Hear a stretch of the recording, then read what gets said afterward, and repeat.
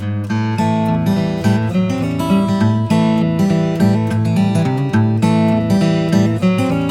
everyone. It's very nice to have you all here again for our July 2024 Meet the Creator Picture Book Edition.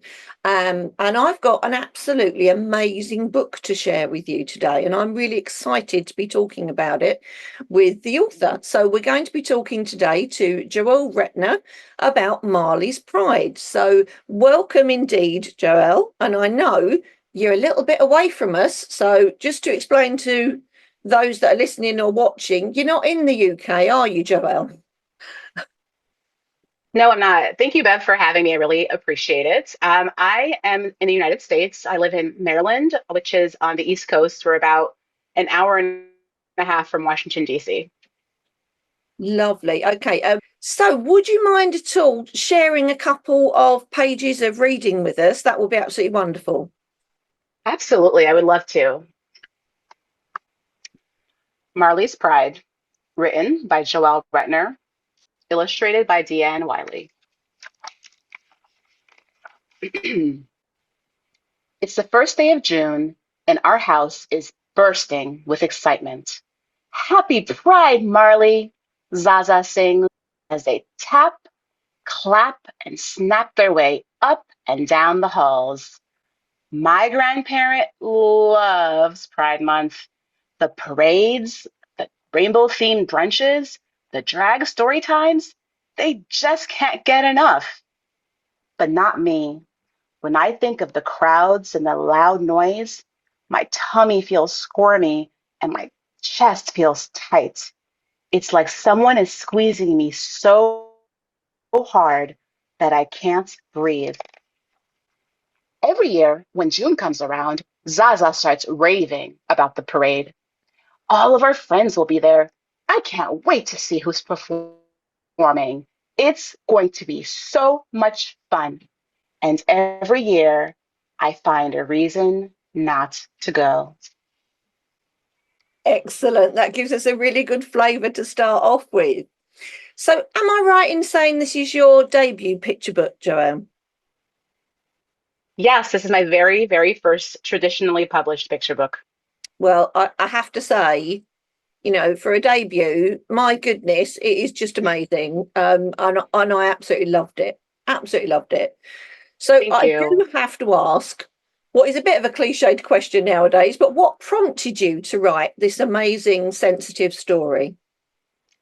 Actually, I was inspired by my family, by one of my children, in fact. At the time, they were exploring their gender identity, and we struggled to find more resources that were age appropriate to share with them to help them feel seen and affirmed. And I really wanted to ensure that whatever we provided to them was also representative of our lived experience as people of color. And so there was no book. So I decided that I was going to write the book. And in the process, I found myself I found myself seeing myself through the story as well. So it's been such a powerful journey, and I was really grateful for this opportunity to be able to create something for not just my family, but families like ours. Excellent. Yes, because I can imagine when you yourself were younger, then there wasn't anything, was there? No, absolutely not. I People often ask, "What's your favorite book?" And I try to recall, and I realize that most of my books that I read as a child had animal protagonists, and the topics were all very, very similar. And I'm so grateful for how far we've come. And I also recognize that there's still a long way to go, but that my kids can open books about a variety of topics and, again, see their lived experiences reflected, books that allow them to see the world in different ways and to process what's happening in their personal lives. It's a powerful tool, and I'm really excited that I get to contribute to the body of literature that can do that for other children as well. Definitely. I particularly found the notes at the end of the book to be really helpful as well, because obviously the notes at the end have got information on what a pronoun is, for example, and the origins of pride, etc. And they are written in such a a sensitive, matter of fact way. And in fact, I showed the book to my grown up daughter at the weekend. She's in her early 30s, and she read through it and she got to the end bits and she went, well, I learnt a couple of things there as well, which was really good. And she really enjoyed it. So was that factoring section really important to you to include? Absolutely. It was critically important to both myself and my publisher that we include this component in the book. As we saw it, this book and the end parts, the back matter, were meant to serve as an on ramp, right, for more conversations about gender identity, about the LGBTQIA community, but also about mental health. Yeah. We were very intentional about ensuring that this resource section be as robust as possible, but also very kid friendly so that a child could pick up the book and read the content and understand what was being discussed. As we saw it, the back matter was an opportunity to dive deeper into some of the references that were made in the text, and also providing context for individuals who might not be as familiar with some of the topics that were discussed in the book. Definitely. I mean, my daughter did also pick up, as you quite rightly say, on the not just the gender side, but also on the mental health side, which also goes through the book, because Marley's um, not a very confident child. And that comes across, and the fact that they struggle, that comes across very well as well. So it is, of course, Pride Month. Best time to be talking about this book. It is Pride Month, but Pride Month over here doesn't appear to be as big a thing as it is in the States. Although it is, as I speak, it's London Pride this weekend coming up. So I'm hoping some of our listeners and viewers will perhaps be going along to that. But I understand you yourself, you're not a big lover of parades either. So how do you and your family celebrate Pride? There are so many beautiful ways of celebrating Pride here in the United States. And as you noted, there are the large scale, massive events that often include parades that can be attended by thousands of people. I personally find those events to be somewhat overwhelming, and my family does as well. So we tend to gravitate towards the smaller events, such as the drag story times, and also really community events. Most recently, we attended a small, intimate community event that was organized by a friend of ours. There was a book reading by a drag performer. There was live music and crafts, and I got a chance to share Marley's Pride with the participants as well. And it was just so lovely and cozy. It felt like a little rose, and that I must say that was one of my favorite Pride events that I've attended to date, just because of the intimacy of the setting and the fact that it was just very low key. Is that an expression that you all use too? Low It key? is indeed. It is indeed. Yeah. Okay. Okay. And that's the point, isn't it? Pride is about however you personally want to celebrate it. It can be a public celebration, it can be a private celebration. Whatever it is whatever you yourself are comfortable with. Now, 100%. one thing I don't like to do, and I never like to do this, is put ages on books because all children mature at different times. But having said that, I think I'd probably use Marley's Pride with children who are slightly older than those that we typically think about with picture books. For example, my own granddaughter is 3, and at the moment, she wouldn't sit there for long enough for me to read through it, and she wouldn't understand it. So, I mean, I was thinking maybe 8 or 9. Would you agree? So I'm going to answer this question with a story, if that's okay with you. Yeah. Um, Recently, I had the opportunity after a book reading event to connect with a young child. I think he must have been 4, definitely not 5. Let's say this child was 4 years old. And his mother had explained to me that they had just started learning about gender. And what she was trying to to convey to him was the fact that gender cannot be assumed based on a person's physical appearance. And in order for her to share this information in a way that the child could understand, they made up this very adorable rhyme, which is, if you don't know what to say, choose they, as in the they them pronoun. I share this anecdote because I found that tool to be so powerful. And it really demonstrated to me that children of all ages could be introduced to topics of gender and gender identity. I think that what's critically important is really starting that dialogue and providing children with the language to understand this topic. Mm. I recognize that Marley's Pride is a little bit on the longer side. So perhaps, sharing it in like chunks might be the Yeah. better approach. But I do think that this story is a vehicle to help caretakers and teachers to start having this conversation. I really do see it as a tool to help normalize and humanize a trans existence. Mm. It's a reminder to the world that at the end of the day, yes, Marley is non binary, and there are non binary children in this world. There are transgender children in this world, and they share the same fears and dreams as cisgender children. And so, my hope is that this book would be read to children, 3, 4, up to 100 years old, recognizing that they might not take in everything, but that the book would ultimately sit with them, and that you'd be surprised what they process, right, when they Yeah. hear information. So that's my hope. Okay, I take that on board. I totally take that on board. Actually, my granddaughter, she comes over and stays regularly. And actually, all I always have is I have a box full of all the new picture books that I've got at any one time, and then she decides herself what she wants to read or not. So we'll see. We'll see. I mean, I would think she will be We will. drawn in, definitely, because that leads me on to my next question, and that's the illustrations. I mean, the illustrations by Deanne Wiley are just stunning, aren't they? Absolutely gorgeous, and they just leap off the page at you with the bright colours. Are they how you imagined your characters to be, and are you happy with them? Oh my goodness. Absolutely. Absolutely.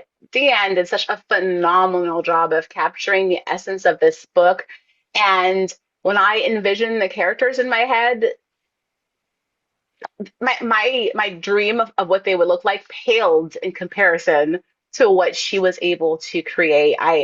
As you pointed out, I simply love the vibrant colors and the rich texture and depth of the collage technique that she employed.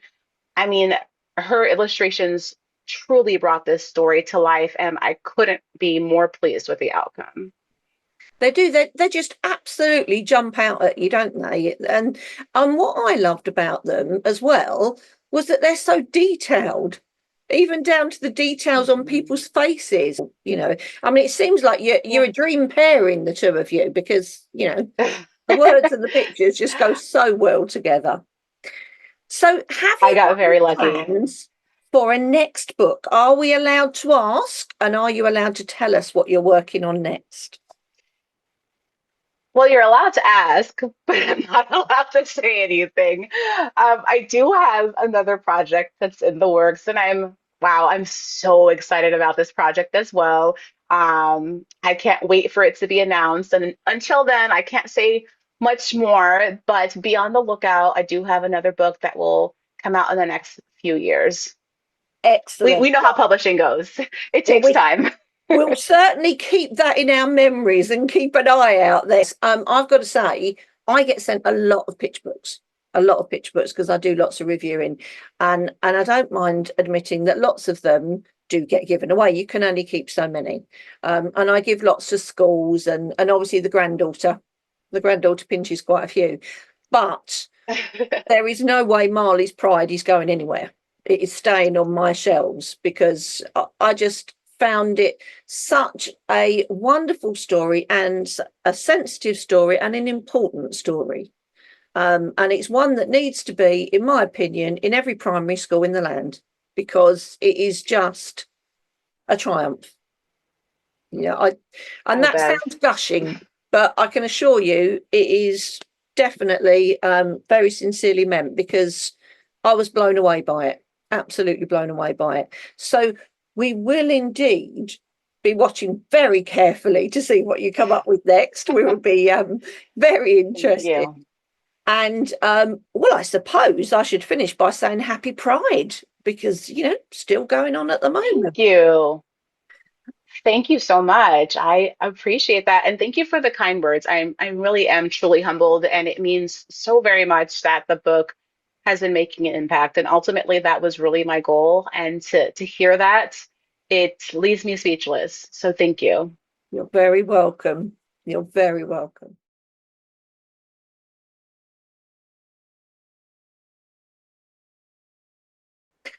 Hi everyone, welcome to our next edition of Meet the Creator, our middle grade edition for June 2024.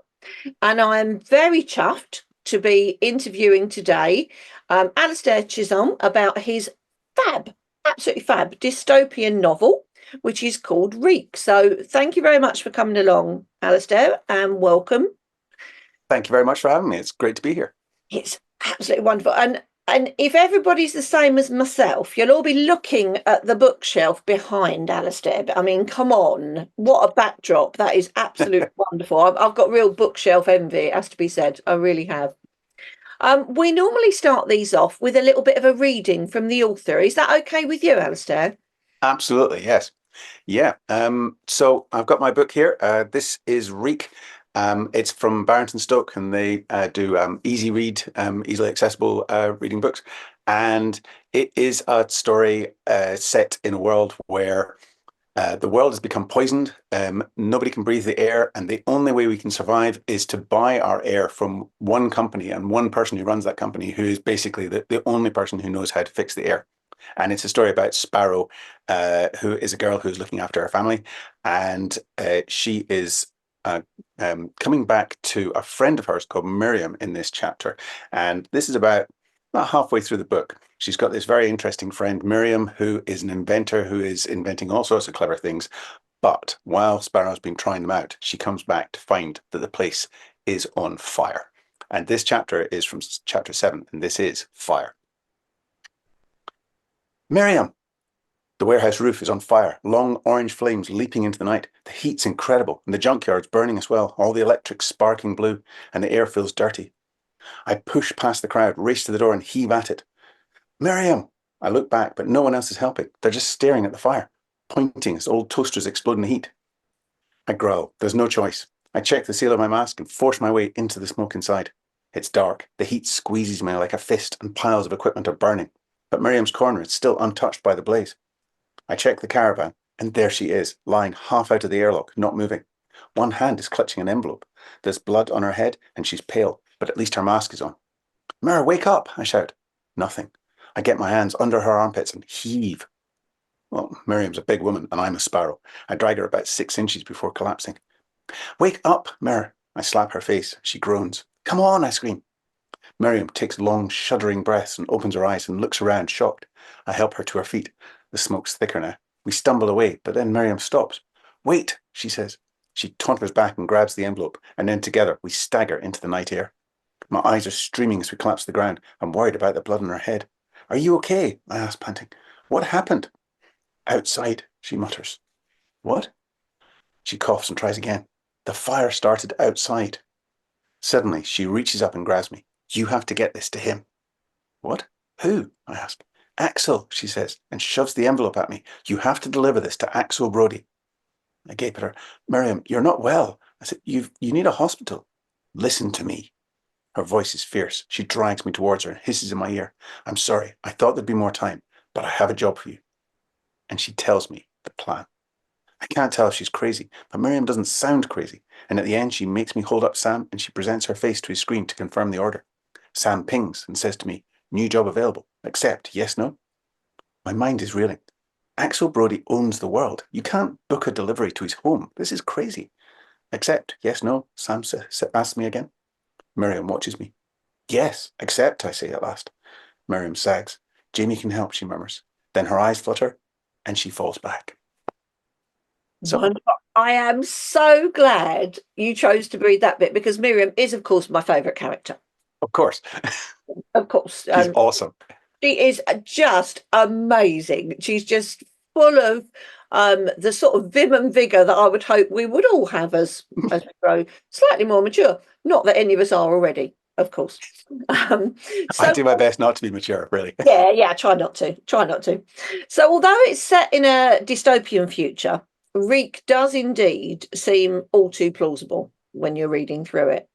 And I think part of that is, I don't know how you feel, but I feel that since lockdown and COVID, things that would have previously seemed very outlandish no longer seem that way because it was pretty dystopian, everything that happened. So, of course, you've got worldwide pollution, and you've also having to pay a powerful, large tech corporation, even for the so called privilege of breathing clean air. So, how much of the story was influenced by your own beliefs and values? Yeah.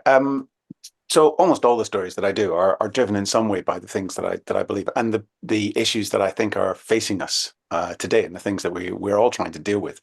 Um, Certainly, in a lot of the book, Sparrow and the others are having to wear masks out, which coming out of COVID, we're all sort of used to that idea. Um, and and I wanted to touch a bit on the climate approach.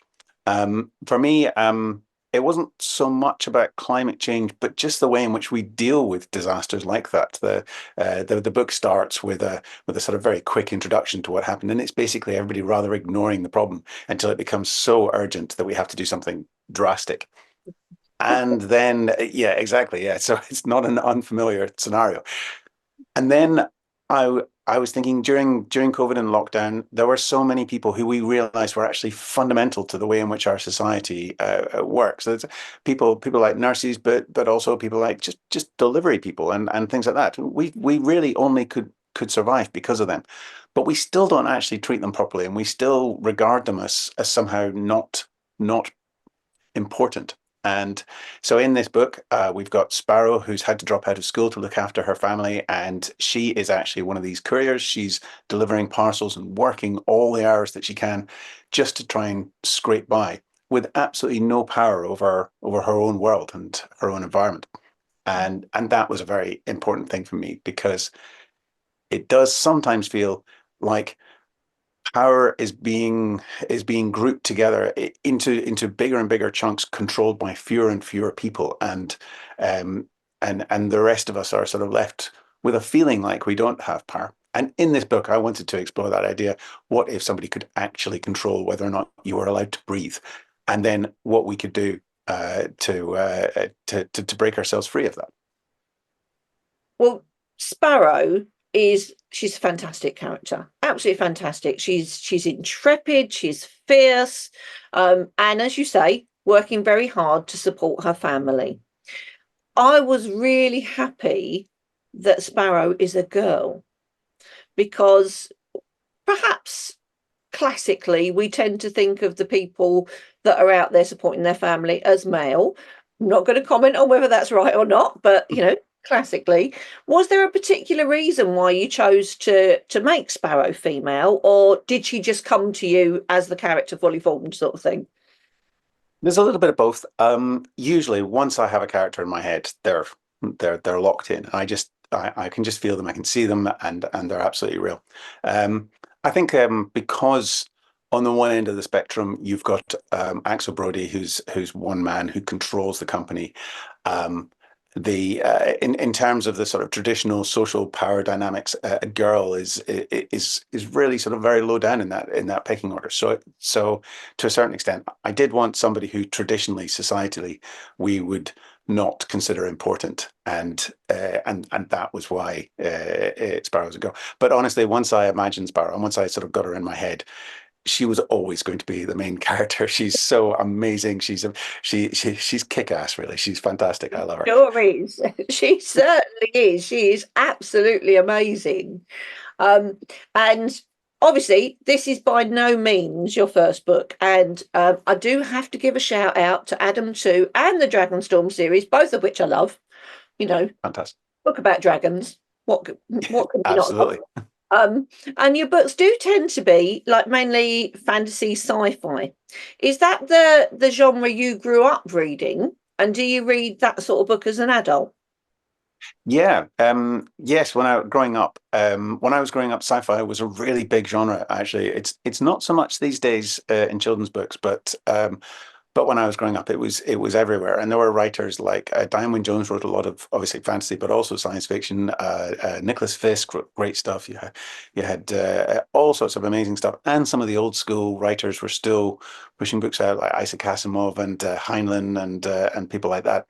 So it was a really great age for science fiction for kids when you were reading them, and that's those are the books that really sort of stuck with me. And I'm quite geeky anyway. I like my computers and things like that. So those are the books that I tend to love. But the books that I when I was growing up that I really loved were the ones that, well, to give you an example, The Grey King by Susan Cooper is actually my favorite children's book of all time. I loved that book. I've devoured that book. I dropped it in the bath twice, had to blow dry it to sort it out. It is literally falling apart. I've read it so often.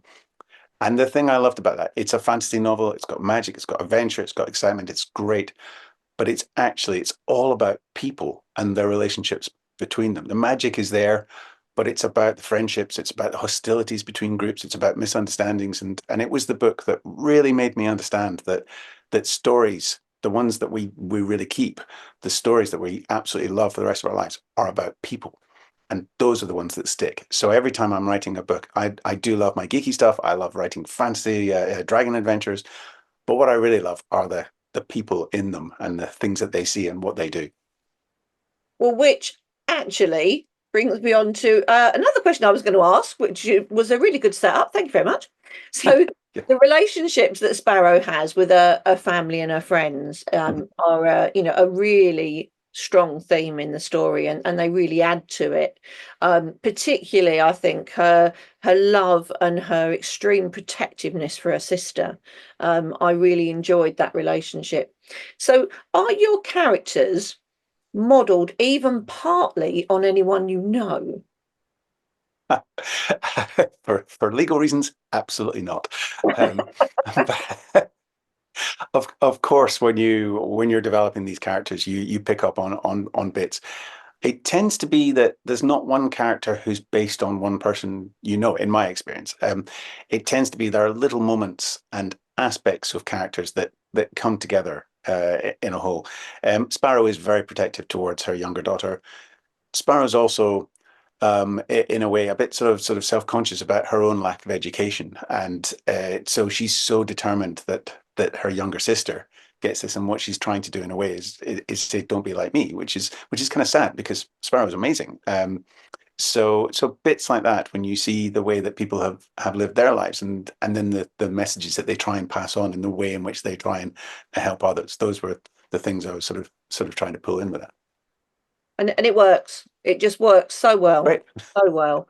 Um, the other thing that we've got to talk about is the illustrations. Oh my goodness me. Yes, fantastic. Yes, this is great. Illustrations, Sorry, yeah, they are amazing. it Um, is, I mean, George Kaltsudas, his illustrations, I just love the depth that he manages to get into the illustrations. It's almost like you can see right into the picture. he's incredible, and he did the cover and the inside, and I'm just going to show you because he's done some of the inside pictures, and these pictures that he's done are absolutely amazing. And we were so lucky because when we were looking, we had a sort of wish list of people, and I was going through, and a few names had come up, and I saw George, and the thing that I'd really wanted was I'd wanted that amazing kinetic comic book style that you get. With lots of really strong action and really strong backgrounds. I wanted something a bit Batman-esque, with where in Batman, Gotham is the city where he lives is sort of almost like a character itself, and Edinburgh is such a character as a city. I wanted somebody who could convey that. And we were so lucky because George, at first we thought he wasn't going to be able to make it, and then some schedules changed, and suddenly there he was, and he could do them. And the first sketches came through, and I just thought they were amazing. And it adds so much, I think, to the book and to the atmosphere and the way that he's done it and the way that he's made the place feel reel was wonderful. I cannot stop geeking out about George's. His illustrations are amazing. So yeah. Well, I must admit, I did go to his website, having read the book, and was there quite a while, quite a while, just Yes, going, oh my God, look at that! That is so amazing. That is so amazing. absolutely. There's not an illustration on that website that I didn't think I was absolutely blown away by. You know, Exactly. Yeah. you know, fellow geek, fully admit, and it does add so much to it. I mean, so I suppose it's a bit of a silly question as to whether the illustrations matched how you saw the story in your head. Yeah, very much. Once he started doing them, this is exactly what I wanted from Sparrow and from all the others. It's interesting. I mean, he actually has done Batman comics, and initially, his sort of first take in the city was much more of an American city, possibly steam grates and the ladders that come down the sides of buildings, that sort of thing. But we obviously, we work with him quite a lot, and then he really started to investigate Edinburgh and came up with the characters and the character of the city. And there are scenes that are taking place in Leith, which is where I live, and on certain bridges. And he's really sort of found these places and absolutely captured them. So yes, the pictures are amazing, and they really do add to the whole book. Yeah, it's right on the nose, isn't it? Really, it's just Yeah. that they're married together so well. So this may be, well, a difficult question. You might already have thought about this. So, what message, if any, would you like readers to take from the book? Oh, yeah. So possibly in two parts. First of all, we have to be careful about who's controlling the world, and be wary of this tendency for people to accumulate more and more power, because it leaves us all vulnerable. But we can actually do that. That we can make the changes, and in this book, Sparrow effectively changes the world, and we can all do that, even if it's just in a small way. It doesn't take a massively heroic thing. Just going out. We've got elections coming up. Adults need to vote. Things like that. We've got campaigns that we can take part in. It's very easy to write to your MP, for example. It's very easy. You can do it online. You can think about the things that really matter to you in the world, and you can change them in a small way. And I hope actually almost with all my books, that's actually the message that I'm trying to send, is that we can in fact fix the future.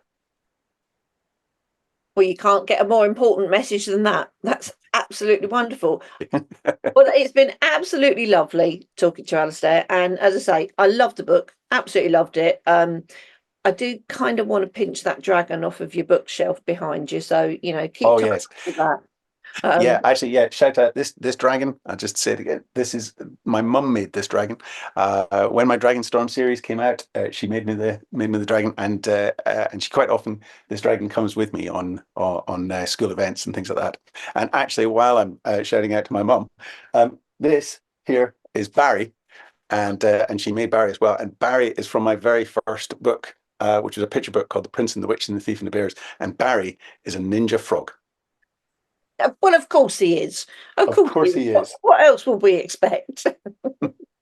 Thank you so much, Alistair. Thanks for coming along. And who knows, perhaps we'll have you back another time. Thanks It's very been much. lovely to come back. Thank you very much for having me.